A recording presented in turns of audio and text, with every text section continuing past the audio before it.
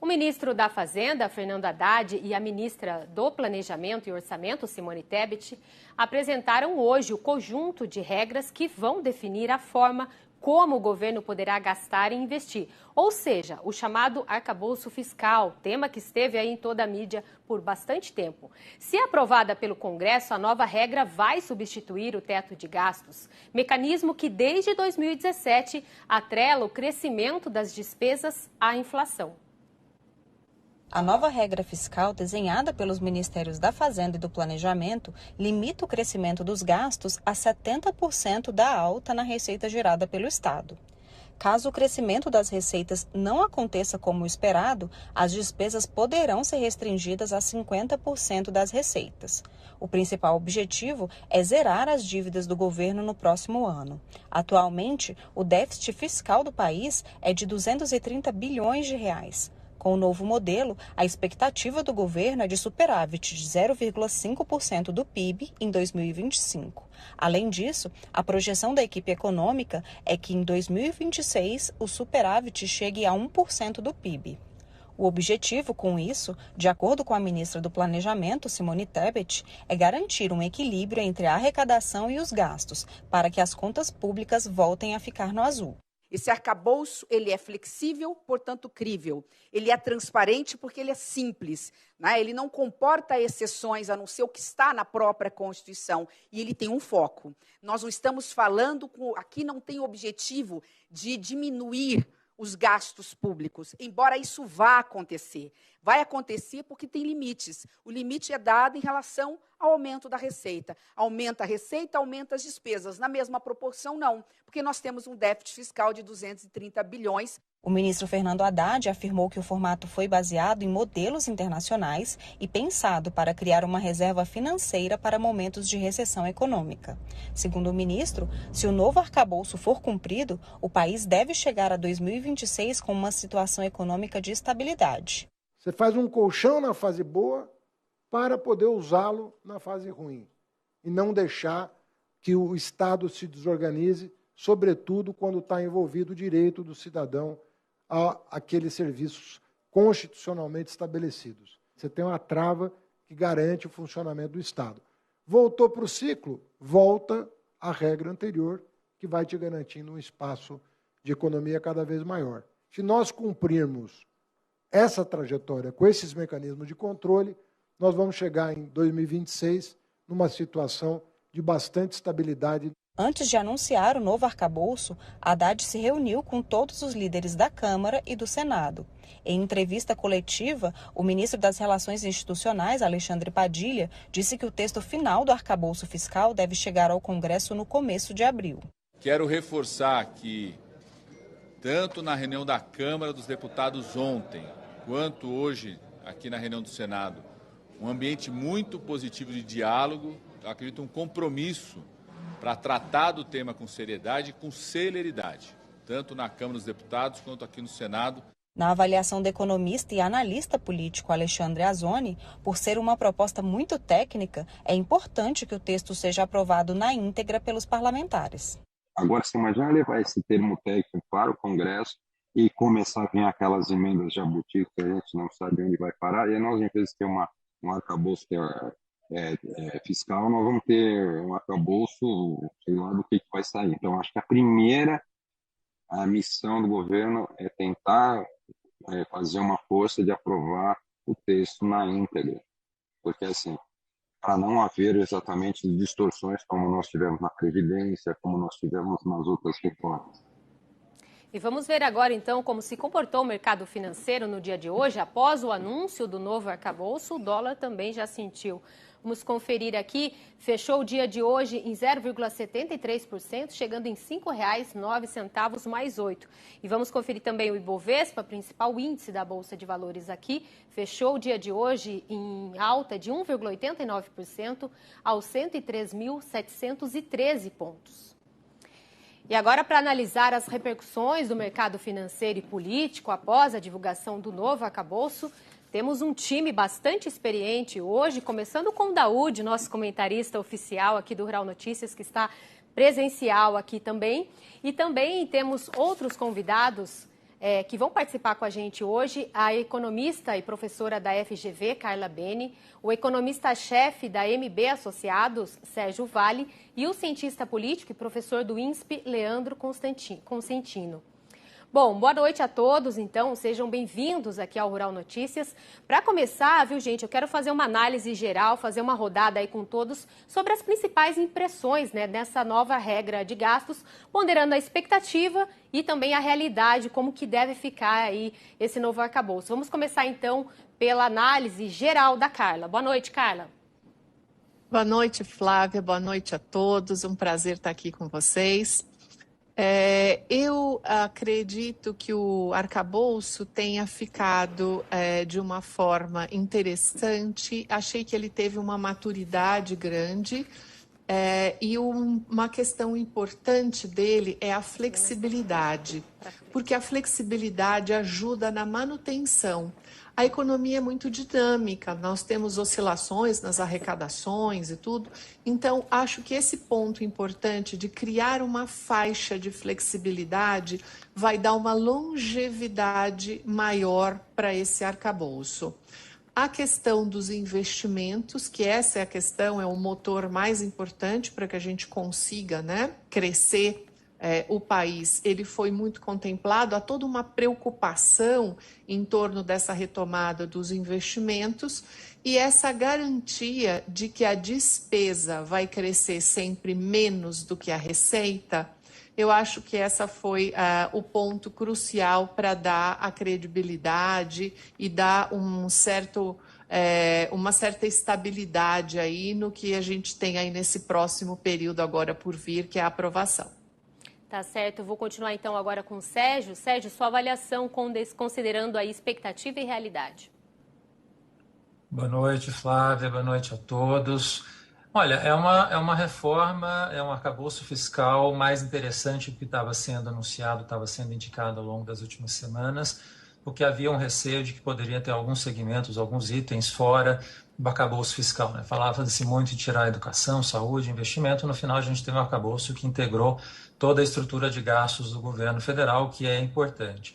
Agora, alguns pontos, a gente acredita que não houve tanta evolução em relação à regra do teto. Por exemplo, a questão de você ter uma regra que se mantém procíclica e não é anticíclica, ou seja, você tem um crescimento da economia que leva a um crescimento da receita, você acaba tendo um crescimento maior do gasto. Se você tem uma receita crescendo menos, porque a economia está crescendo menos, o gasto vai crescer de uma forma menor. É diferente do que a gente gostaria de ver e que existem em outros modelos fora do país, como é o caso do Chile, que tem um modelo de arcabouço fiscal que está funcionando há 23 anos e que tem um caráter anticíclico, né? Você está com a economia indo bem, você tem um arcabouço fiscal que permite que você poupar recursos para o momento que você está mal, e aí você pode gastar mais. Então, gostaria de ter visto um caráter um pouco mais anticíclico. Coloca um padrão de gastos em termos reais entre 0,6% e 2,5%, que por mais que tenha alguma flexibilidade, é um aumento de gastos que a gente está contratado para ter no mínimo em 0,6% nos próximos anos, e atrelado à receita vai fazer com que todo ajuste, no final, acabe acontecendo via arrecadação. E esse é o receio que a gente tem ao longo dos próximos 4 anos, dado que você vai ter, no mínimo, esse crescimento de 0,6%, a gente vai ter que crescer a arrecadação de qualquer forma para conseguir entregar esse superávit de 1% do PIB no final. O governo está falando de, por exemplo, 150 bilhões de reais por aperfeiçoamento, fiscalização maior. A gente tem um pouco de dúvida se isso vai acontecer. Eu acho que o governo, no final, vai acabar tendo que aumentar parte disso via carga tributária, essa arrecadação, para conseguir fechar a conta. Uma parte desse caminho está dado, né? Ano que vem a gente tem provavelmente a segunda tranche da reforma tributária, esse ano bens e serviços, ano que vem a reforma do imposto de renda, e aí eu acho que a gente vai conseguir ter um aumento de arrecadação por essa reforma que virá ano que vem, talvez vai conseguir ajudar o governo a fechar as contas no final de 2026. Tá certo. Agora, Leandro, a sua visão sobre esse panorama geral do arcabouço divulgado hoje. Boa noite. Boa noite, Flávio. Boa noite a todos. Bom, acho que é uma sinalização positiva do ponto de vista do governo, que haja um respeito à responsabilidade fiscal, a questão sinalizando aí um compromisso com o gasto público responsável, só que, por outro lado, eu acho que deposita esperanças demais em algo que a gente ainda não tem como tangível. O Sérgio estava alertando que tem aí a questão da reforma tributária, né? Eu, como cientista político, me preocupo muito o que virá dessa reforma tributária a partir do momento que ela começar a tramitar ali dentro do Congresso Nacional, dentro do nosso parlamento. A questão é que você colocar uma regra dessa, limitando determinados gastos, pensando no horizonte de que tem parlamentares buscando cada um ali o seu próprio interesse, pensando nas eleições municipais já de 2024, e a própria reforma tributária sendo algo que cada um vai puxar para o seu lado, algo que cada um vai sintonizar com os interesses setoriais que defende, acho que a gente coloca muita fé ainda em algo que a gente ainda não viu emergir de forma completa. Assim. Então, acho que a gente precisa aguardar a tramitação também. A ideia é boa, a formulação é positiva, mas eu acho que a execução é que vai ser fundamental a partir daquilo que vai sair do Congresso, como bem colocou o analista Azoni ali no início, né? Quer dizer, senão haverá uma penca de jabutis aí para a gente lidar ao longo do caminho. Tá certo. Agora, para a gente fechar, então, essa primeira rodada, Daúde, qual a sua consideração geral? Você acha que foi uma boa ideia, uma boa colocação, como diz o Leandro? Boa noite, Daúde. Boa noite, Flávia, Carla, Sérgio e Leandro. Eu acho que sim, eu acho que é um começo, né? O teto de gasto, ele não se viabiliza, porque, na realidade, nós tínhamos o teto de gasto e esse teto, por várias vezes, foi rompido, gastou-se quase R$500 bilhão a mais, evidente que por necessidade, num primeiro momento. Então, o arcabouço apresentado, eu gostei, mas eu tenho algumas dúvidas. Se você me permitir, eu gostaria de perguntar aqui para o meu amigo Sérgio. As receitas, Sérgio, boa noite a você. As receitas extraordinárias que virão do CARF, de refis, elas serão consideradas no total de receita ou elas serão contabilizadas à parte? Porque se for contabilizada como receita, evidentemente que esse otimismo da Simone Tebet pode se realizar, porque aí você vai ter aí quase 120 bilhões de receitas extraordinárias que você conseguiria viabilizar e você consegue, então, diminuir o rombo fiscal já esse ano para 100 bilhões. Olha, Daúde, boa noite para você. É uma ótima pergunta que não ficou respondida hoje, porque o governo apresentou 12 slides de uma forma muito simples e não abriu os detalhes que a gente espera que venha aí na medida legislativa que vai ser apresentada para o Congresso. A gente vai conseguir ter um pouco mais de ideia dos parâmetros, do que o governo está falando exatamente dessa receita, que receita é essa. Eu tenho a impressão do que foi colocado, Daúde, que é a receita total, que vai incluir, inclusive, as receitas extraordinárias que vierem pela frente, né? Com a ideia justamente que com essa receita adicional que você tem espaço para esse crescimento de gasto, que no final é muito do objetivo que o governo quer para os próximos anos. Agora, a grande dificuldade é que gasto a gente consegue planejar, né? Você consegue ter uma ideia melhor do que vai acontecer em um ano e nos próximos anos. Receita é muito volátil, depende muito do crescimento de um ano para o outro. Então, por exemplo, o ano que vem, com a receita que vai estar crescendo provavelmente em julho, em um nível bastante baixo, a gente está falando de um crescimento de gasto real para o ano que vem, que já vai ser em torno de 0,6%. Agora, vamos pensar aí, o Leandro, do ponto de vista político, ano que vem é ano de eleição municipal. Crescimento no gasto federal só de 0,6% vai ser um teste interessante da regra, em termos de credibilidade, em termos de sustentabilidade, para a gente saber se não vão fazer nenhum furo nessa regra, para permitir que você tenha mais gastos para auxiliar aos candidatos de apoio do governo no final do ano. Então, assim, como o Banco Central tem lembrado, não adianta apresentar a regra, ela tem que ser aprovada, tem que ser seguida, e aí sim a gente vai conseguir ter ao longo dos próximos anos o teste da robustez, para saber se essa regra funciona, é aceita, e ela vai continuar funcionando aí ao longo dos próximos anos. Leandro, queria acrescentar alguma coisa nessa fala do Sérgio? Já teve até uma pergunta aí direcionada para a sua área. Acho que é fundamental a gente ver essa robustez que o Sérgio tocou e, sobretudo, para ver o comportamento dos atores, né?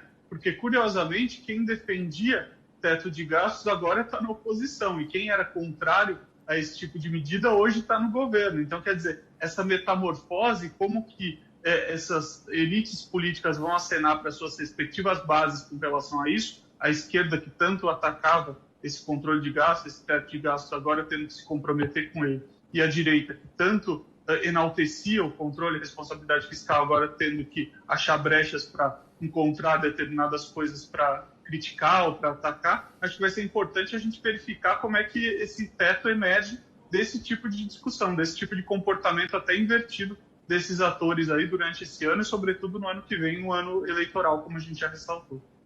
Agora, eu quero direcionar uma pergunta para a Carla, que é a questão social, né? Esse é um assunto bastante caro ao governo Lula, tem muitas promessas de campanha que vem a esse apelo para ajudar a questão social. Nesse sentido, Carla, esse novo arcabouço, ele ajuda ou atrapalha?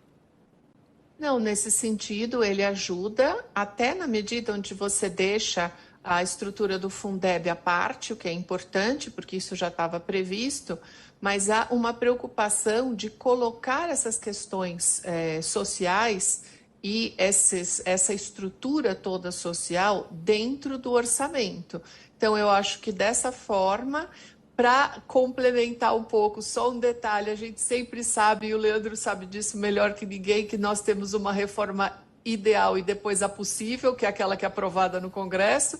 Então, com esta aprovação no Congresso, a gente vai ver a calibragem aí do que vai conseguir ter nessa parte social, se isso vai ser diminuído ou não. Mas esse modelo, ele contempla isso e ele deixa claro a preocupação. Então, é uma coisa importante você deixar claro, num país tão desigual quanto o nosso, que essa estrutura social precisa ir para o orçamento, do mesmo jeito que também na reforma tributária futura, ela também precisa ser uma reforma que diminua as nossas desigualdades.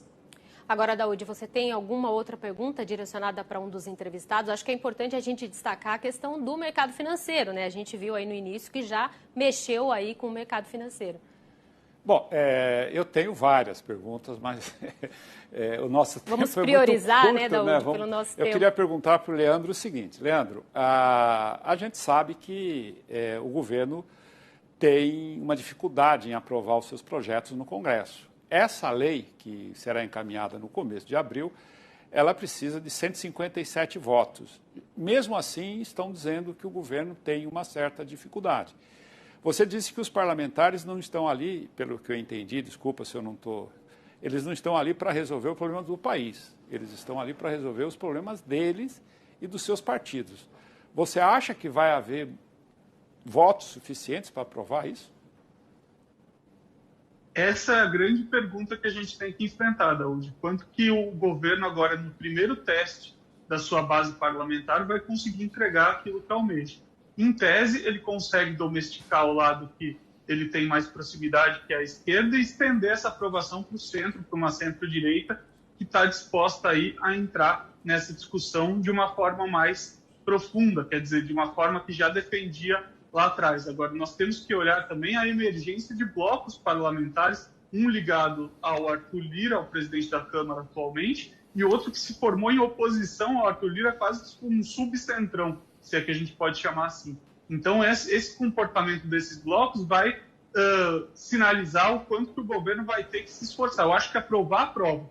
A questão é o quanto vai custar ao governo, e custar a gente está pensando em termos de emendas, de cargos, de compromissos futuros aí, o quanto que vai custar ao governo para aprovar esse novo arcabouço fiscal para que ele possa ter aí uma sinalização positiva junto à sociedade e junto ao mercado financeiro. O quanto vai custar, né, Daúde? É a pergunta de $1 milhão. Não deveria ser assim, né? Não deveria ser assim. Porque o Brasil precisa disso, né? Eu acho que o desenvolvimento do Brasil está centrado exatamente em você ter uma estrutura para que você possa levar o Brasil para frente. Eu, desde quando me conheço por gente, o Brasil sempre teve dificuldade. Eu vou aqui ser bem sincero, porque o nosso parlamento, ele não está ali para resolver os problemas do país, ele está ali para resolver os problemas dele. Então, eu espero que desta vez o parlamento tenha consciência de que a evolução do Brasil depende muito disso. Senão, nós vamos... Porque o arcabouço fiscal não resolve o nosso problema. O que vai resolver são as medidas complementares para dar a esse arcabouço a condição de levar o Brasil para frente. Caso contrário, se nós ficarmos com a bancada TikTok, que só fica no WhatsApp, no telefone, jogando para a sua tropa, né? Aí a coisa vai ser difícil. Vai ficar estreito, né? Bom, como o Daúde já falou, nosso tempo aqui é bastante curto. Vamos encerrar, então, essa participação com esse time de experientes hoje. Vou pedir as considerações finais de cada um. Vou começar novamente com a Carla. Bom, eu espero que o clientelismo não impere nesse momento, porque nós tivemos o ano passado uma situação orçamentária lamentável, onde nós não tínhamos mais verba sequer para a saúde e sequer para uma farmácia popular. Eu acho que depois do desmonte que nós tivemos no ano passado, eu espero que o clientelismo fique de lado e o Congresso entenda que essa aprovação ela é relevante, inclusive, para a oposição. Tá certo. Obrigada, Carla. Agora as considerações finais do Sérgio. Eu acho que um ponto que talvez a gente não conversou aqui, mas é que é importante, né, dos desdobramentos do arcabouço fiscal, é a questão dos juros, né, política monetária, o que o Banco Central vai fazer agora. Muito provavelmente ele vai levar isso em conta, mas até aprovar e você ter as outras coisas que terão que vir pela frente, especialmente a discussão da meta de inflação, que vai estar no Conselho Monetário Nacional em junho, a própria reforma tributária, eu acho que o Banco Central, mesmo com o arcabouço sendo colocado agora e sendo um arcabouço interessante, ainda assim o Banco Central provavelmente vai pensar em começar a baixar a taxa de juros só no segundo semestre. Eu acho que não é um arcabouço suficiente para o governo, para o Banco Central, fazer uma medida já na esquina de queda de juros. A gente vai ter que esperar ainda alguns meses. Obrigada, Sérgio. E agora também as considerações finais do Leandro. Queria agradecer, Flávia, a você e a todos os colegas aí, um prazer em entrar num debate com gente tão qualificada e, ao mesmo tempo, sinalizar a todos que a gente comece a olhar mais de perto, a prestar mais atenção nessa questão, porque hoje foi só o pontapé inicial aí do lançamento do arcabouço, mas a gente precisa ver toda essa tramitação, essa negociação no Congresso, porque o que vai emergir de lá é que, de fato, vai ser o arcabouço, não o que foi apresentado hoje. Então, nós, enquanto sociedade civil, precisamos tomar nossa lupa aí e olhar bem de pertinho para ver o que vai, para que lado vai e para que Brasil a gente quer construir a partir desse novo esforço aí perante as contas públicas. Obrigada. Agora as suas considerações finais também, Daúde. Bom, vem por aí para o nosso agricultor. Eu só espero que as medidas que serão encaminhadas junto com o arcabouço fiscal não venha a onerar o setor agropecuário, porque o Haddad disse que vai cobrar... Taxar. Ele vai taxar aqueles que não pagam imposto, não que o agro não paga diretamente, mas eu tenho um sentimento de que o agronegócio poderá ser prejudicado com tributações ou desoneração que possam, ou oneração que possam acontecer. Tá certo. Obrigada, Daúde, mais uma vez. Obrigada, Carla, Sérgio e Leandro. Já fica o convite para participarem mais vezes com a gente aqui no Rural Notícias. Também está sempre trazendo atualização desse assunto que vai ter muito capítulo ainda, né? Obrigada, boa noite.